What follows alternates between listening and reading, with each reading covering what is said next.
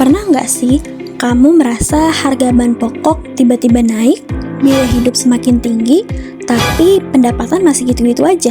Atau kamu pernah mendengar berita tentang pertumbuhan ekonomi Indonesia meningkat, tanpa benar-benar tahu apa artinya? Nah, semua hal itu sebenarnya adalah bagian dari satu sistem besar yang disebut ekonomi makro. Ekonomi makro adalah cabang ilmu ekonomi yang mempelajari perilaku perekonomian secara keseluruhan, bukan hanya individu atau perusahaan. Ilmu ini membantu kita memahami bagaimana kebijakan pemerintah, pergerakan harga, dan aktivitas masyarakat saling mempengaruhi kehidupan sehari-hari. Kalau ekonomi mikro berfokus pada cerita kecil seperti bagaimana seseorang membeli barang atau bagaimana perusahaan mencari laba, maka ekonomi makro bercerita tentang gambaran besar bagaimana sebuah negara mengatur pendapatan nasional, mengatasi pengangguran, menjaga kestabilan harga, dan mendorong pertumbuhan ekonomi. Tujuan utama ekonomi makro sendiri ialah menciptakan keseimbangan antara pertumbuhan dan stabilitas, serta antara kesejahteraan dan juga pemerataan. Dan menariknya, dalam pandangan ekonomi Islam, keseimbangan ini juga disebut mizan, prinsip harmoni yang harus dijaga agar aktivitas ekonomi tetap adil dan berkah. Nah, salah satu istilah paling sering muncul dalam ekonomi makro adalah inflasi. Inflasi berarti kenaikan harga barang dan jasa secara umum dan terus-menerus. Kalau dulu kamu bisa membeli semangkuk bakso dengan harga 10.000, kini harganya mungkin 15.000. Nah, itu yang dinamakan inflasi. Tapi inflasi itu nggak selalu buruk kok. Sedikit inflasi bisa menandakan ekonomi yang tumbuh. Yang berbahaya adalah hiperinflasi, ketika harga naik terlalu cepat dan nilai uang merosot tajam. Sebaliknya, deflasi, ketika harga turun terus-menerus juga bisa membuat perusahaan rugi dan pengangguran meningkat. Jadi, kuncinya adalah menjaga inflasi tetap terkendali. Dalam pandangan ekonomi makro Islam, kestabilan harga merupakan bentuk keadilan ekonomi. Inflasi yang berlebihan dianggap tanda adanya ketimpangan.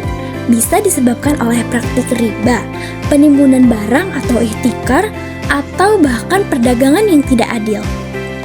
Islam menekankan bahwa uang hanyalah alat tukar, bukan komoditas untuk dispekulasikan. Oleh karena itu, sistem keuangan Islam mendorong transaksi berbasis nilai real, seperti perdagangan halal, investasi produktif, dan pembiayaan berbagi risiko. Melalui mekanisme bagi hasil atau mudharabah dan musyarakah, ekonomi Islam menjaga sirkulasi kekayaan agar tidak hanya berputar di kalangan tertentu. Dengan begitu, kestabilan harga bukan hanya soal angka, tapi juga soal keadilan sosial dan keberkahan ekonomi.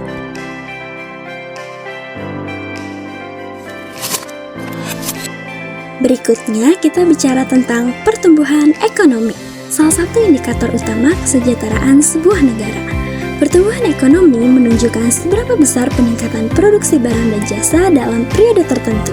Jika pertumbuhan tinggi, artinya aktivitas ekonomi meningkat, lapangan kerja bertambah, dan pendapatan masyarakat naik.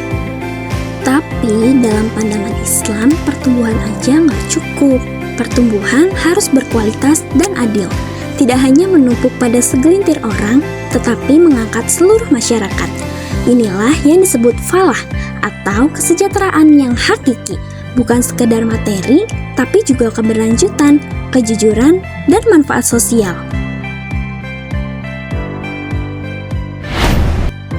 Untuk menjaga keseimbangan antara inflasi dan pertumbuhan, pemerintah dan bank sentral memiliki dua alat utama. Yang pertama, kebijakan fiskal. Dijalankan pemerintah melalui pengeluaran dan pajak. Saat ekonomi lesu, pemerintah bisa meningkatkan belanja publik, seperti pembangunan infrastruktur atau bantuan sosial. Tujuannya agar uang beredar dan roda ekonomi kembali berputar. Yang kedua, kebijakan moneter. Dijalankan bank sentral, misalnya Bank Indonesia, dengan mengatur jumlah uang beredar dan suku bunga. Jika inflasi meningkat, suku bunga bisa dinaikkan agar konsumsi menurun. Sebaliknya, jika ekonomi melambat, suku bunga bisa diturunkan agar investasi meningkat.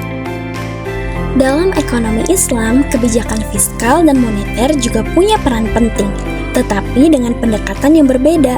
Islam menekankan bahwa setiap kebijakan harus berorientasi pada kemaslahatan masyarakat. Misalnya, sistem zakat dan wakaf dapat menjadi instrumen fiskal yang memperkuat redistribusi pendapatan dan mengurangi kemiskinan. Sementara dalam kebijakan moneter Islam, karena tidak ada bunga, stabilitas dijaga melalui bagi hasil, instrumen suku, dan pengelolaan likuiditas berbasis aset real. Dengan begitu, ekonomi Islam tidak hanya mengejar efisiensi, tetapi juga keadilan dan keseimbangan moral. Tapi, ekonomi makro, baik konvensional maupun Islam, bukan hanya urusan pemerintah atau bank sentral. Kita semua adalah bagian dari sistem itu. Ketika kita bekerja dengan jujur, berbelanja dengan bijak, menabung di lembaga keuangan syariah, atau berinvestasi dalam sektor produktif, kita turut menjaga kestabilan dan keberlanjutan ekonomi bangsa. Ekonomi Islam mengajarkan bahwa setiap tindakan ekonomi memiliki dimensi ibadah, selama dilakukan dengan niat baik, adil, dan tanpa merugikan orang lain. Jadi, setiap kali kamu mendengar berita tentang inflasi, defisit anggaran, atau pertumbuhan ekonomi, ingatlah bahwa itu bukan sekedar angka di layar televisi. Itu adalah cerita tentang kehidupan nyata, tentang bagaimana sebuah negara berjuang menjaga keseimbangan antara kemajuan dan keadilan sosial. Dalam pandangan Islam, keseimbangan ekonomi bukan hanya untuk kemakmuran dunia, tapi juga untuk menciptakan sistem yang berkah, berkeadilan, dan bermanfaat bagi semuanya.